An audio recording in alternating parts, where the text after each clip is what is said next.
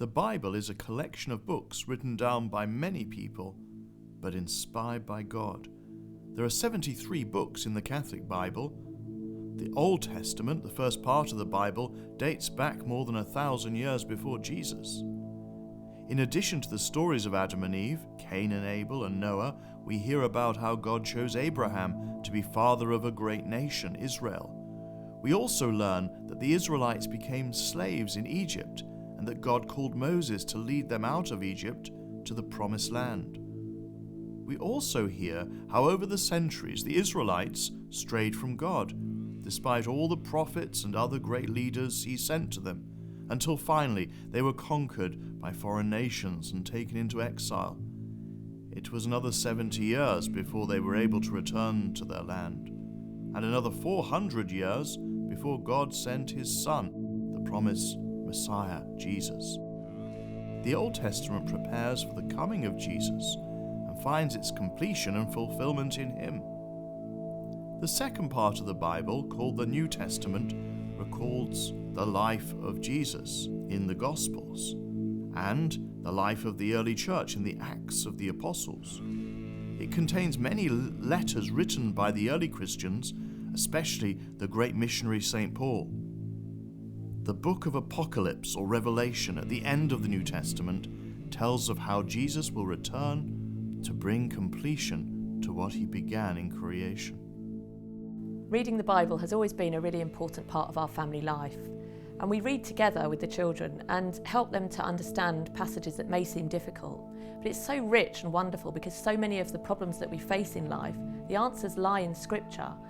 It doesn't matter that some of these things were written a long time ago, because what they're dealing with are truths that are relevant to us even today.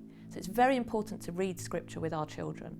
So reading the Bible as a family, we often would sit with the children before we went to Mass, the day before, and actually have a look at the Gospel for the day.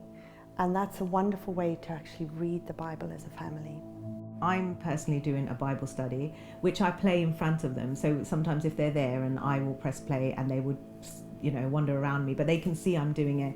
And I have to wait for them for an hour at piano. So they've both got half an hour with me and I'm going through this Bible study. And I think seeing you do it as an example is great, because you're hoping that they would, my mum and dad read this, so maybe it's important. But we try to keep the Bible, we've got Bible copies in our home, we've got small New Testaments, and I take my Bible to Mass, and I literally annotate my Bible whenever I can, and they know that, and they see this. So the Bible is part of our home, it's part of our family and our faith.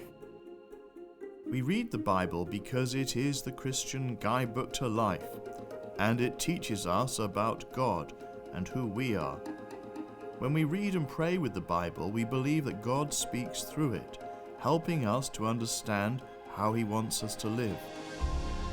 The Bible is incredibly rich in stories that can be understood at different levels. Even very young children can learn about the Creator, the God who loves and cares for his people.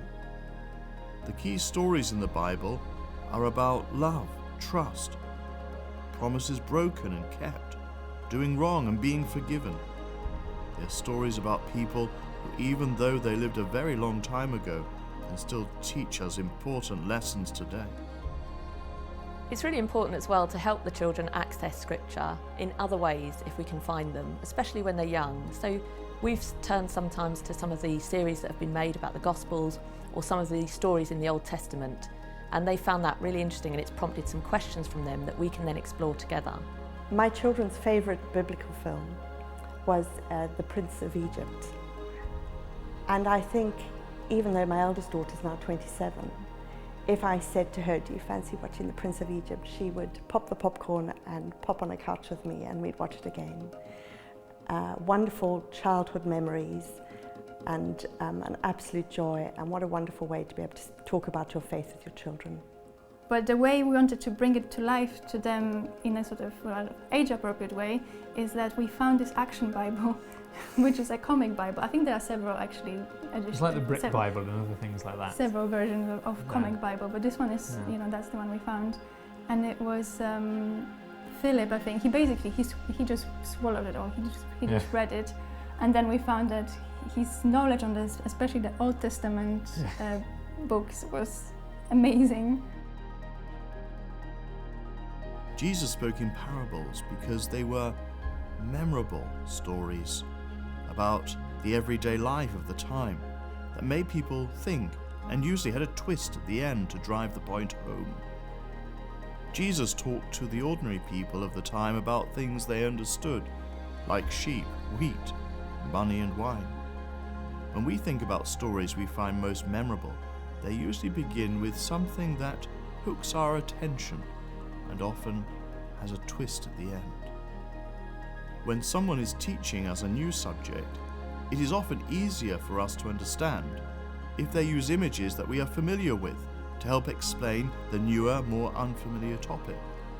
Jesus employed similar storytelling and teaching techniques 2,000 years ago.